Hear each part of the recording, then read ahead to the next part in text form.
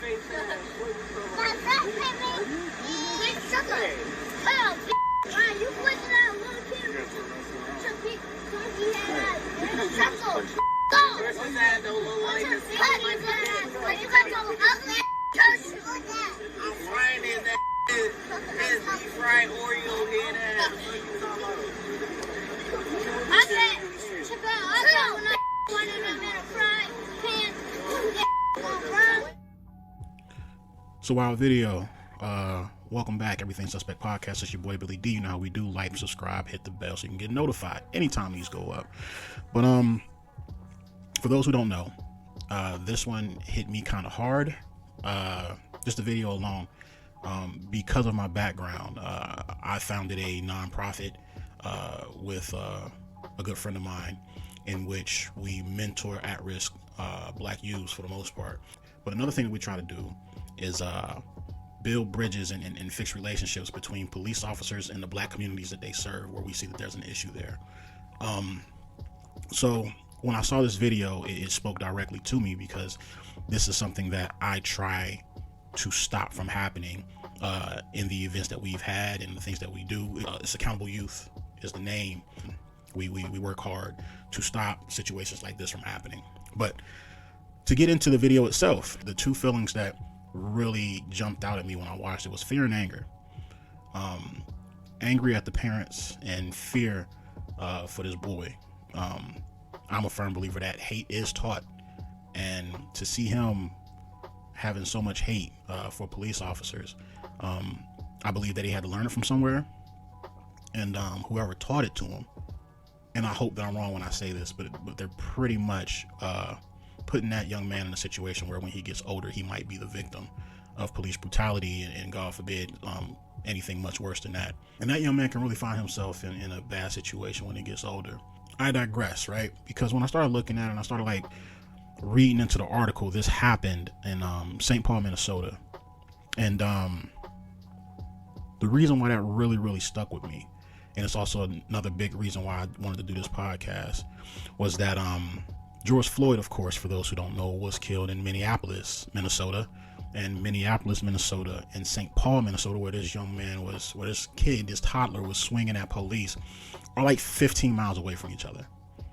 So there is a crisis going on up there. There is a broken relationship that's going on up there between the police department and the black community, man. And I don't know what has to be done. Maybe they need an accountable youth up there. When it's that bad, I believe it's time for community leaders to step up and start a trend to mend that relationship, or see if there's anything there that could be mended. I know Chauvin has just received his time. He's just been sentenced, and I believe that the other officers also were found guilty on a federal level.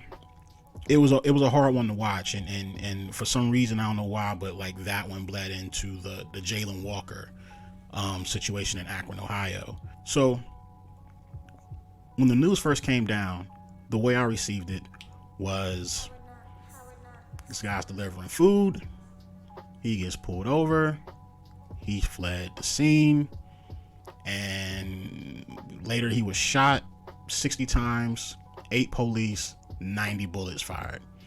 And then the next thing they said was, oh, well, guess what? It's possible he had a gun. When I saw that, I knew for a fact that not only did he have a gun, but he shot the gun.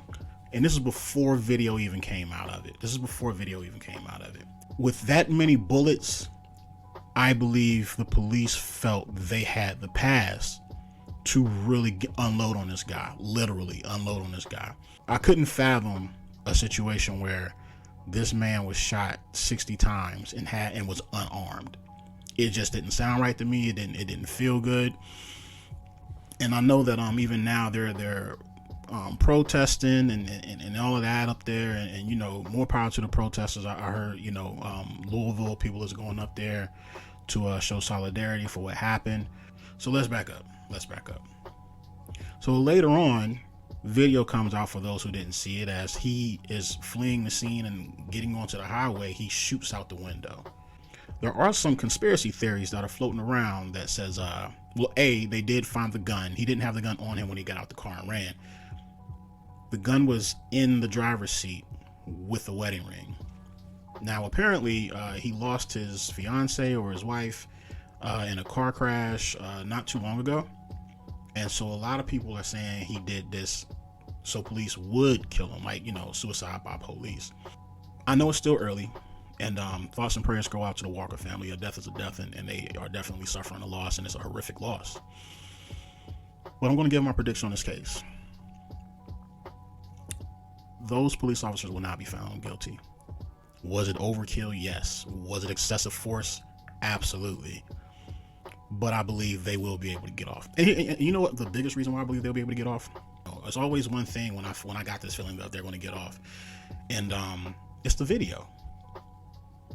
They wasted no time releasing the footage of the chase. Everything that they're doing right now is on the up and up. And when the police feel like they're on the up and up, and they are being forthright with the things that they have, and they're not hiding body cam footage, and they, aren't disallowing the family to see the body. When they're doing everything, when they're playing everything on the up and up, and I think because of that, they will not do any time. They probably will not lose their jobs. And it'll be interesting to see how that affects the Akron community, because it could very well turn into a Minnesota. So that's the reason why, like, those two situations kind of, drew a parallel with me. Although Chauvin was found guilty, but I mean, like, that was just a horrific crime. That was a murder.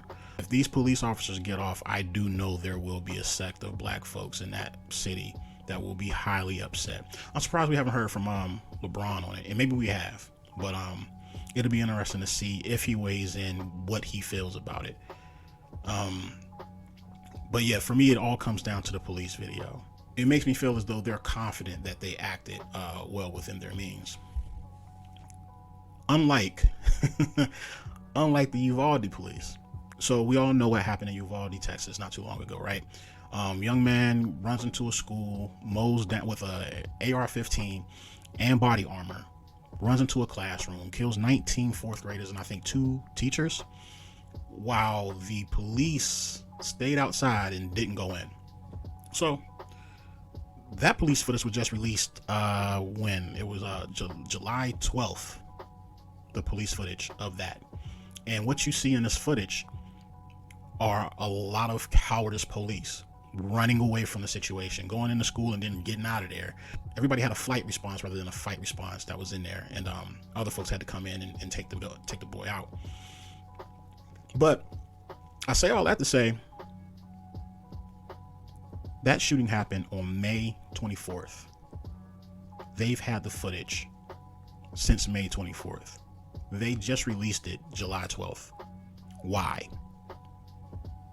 Because they don't want you to see how bad they messed up. They don't want you to see how unprepared they were for a situation like that. And the mayor's upset, and the police officers are upset, and the community is upset. But the police officers and the mayor are upset because the video was released. They are mad because it was released. You get what I'm saying? Akron released the videos within 3 days. Uvalde released the videos reluctantly 6 weeks later. That's when you know police officers have acted in a neglectful way. So my question to you all, how do these communities heal when their police have A, either failed them, B, treated them unjust, or C, overreacted in a situation and created a divide within the communities that they serve? In all 3 situations, what we have is a community that does not feel protected and served by the police. Whether it's because of an overreaction, underreaction, or just an illegal thing that happened, they all have lost trust of their local police force. And although every situation is different, my question to you is, can the same thing be done in every situation, since what we're lacking here is trust? Or does every situation need to be treated differently? Y'all know how we do. We'll be back soon. Thanks for tuning in. Check y'all next time. Peace. I'm going to say it again. I'm 13 years old. All of you are adults. Adults, right? You can drive, you can drink, you can vote. I don't have that. When I asked my mom if I could be dropped off here, her response was, is it safe? Is it safe? You know, we had someone come up here and talk, don't teach our children to disobey those who are protecting us. I don't see them protecting me. If you want to talk about those protecting me, I look to those who are standing right now because my trust isn't in them. I don't trust any of you. I don't trust any of the police officers because you have shown time and time again that we cannot trust you. I go to City High Middle School, just voted the top high school in the state. You know what they teach us? Teach us to speak up for yourself. We're IB learners, right? We're smart. None of you are smart. None of you can recognize murderers. You can identify that there is a problem, but you cannot fix it. I don't know much about the law. Again, I'm young, but I'm pretty sure an accomplice to a murder should be arrested. And right now, all of you sitting and doing nothing are accomplices to a murder. You could, please refrain from the additional commentary. If you could let her finish. I am frustrated, and frustrated can't even begin how absolutely terrified I am to live here. I'm expected to raise my kids here. I'm expected to go outside and walk my 5-year-old little brother. God forbid we look too scary. God forbid he accidentally is wearing his hood and we get the police called on us because we are window shopping to go steal later. I don't want to keep coming here. Trust me, this is not how I want to spend my night. I don't want to come here.